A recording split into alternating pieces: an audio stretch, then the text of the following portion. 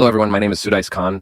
Today I am going to present a topic from computer science called Entity Relationship Diagram, also known as an ER diagram. Let's begin. An Entity Relationship Diagram, or ER diagram, is a visual way to show how data is organized and connected in a database.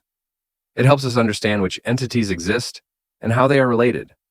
This concept was first introduced by Peter Chen in 1976.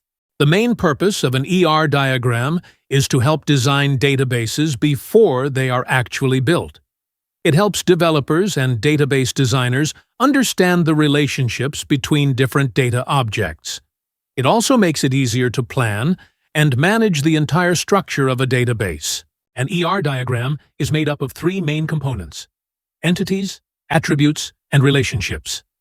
These three together describe how information is stored and connected. Entities are objects or concepts in the real world that have data stored about them.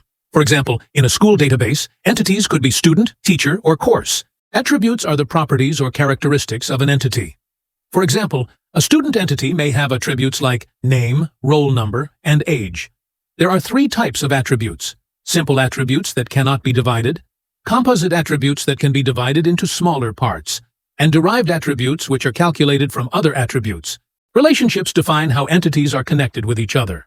For example, one teacher can teach many students. That's a one-to-many relationship. ER diagrams use a diamond symbol to represent relationships. In an ER diagram, different shapes represent different things. Rectangles show entities, ovals show attributes, diamonds represent relationships, and lines connect them together.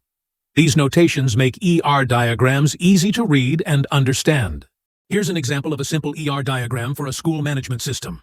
The main entities are student, teacher, and class. Students enroll in classes, and teachers teach classes. This diagram clearly shows how each entity connects to others. To create an ER diagram, follow these 5 simple steps. First, identify all the entities. Second, define attributes for each entity. Third, identify the relationships between them. Fourth, draw the diagram using proper symbols. Finally, review and finalize your design.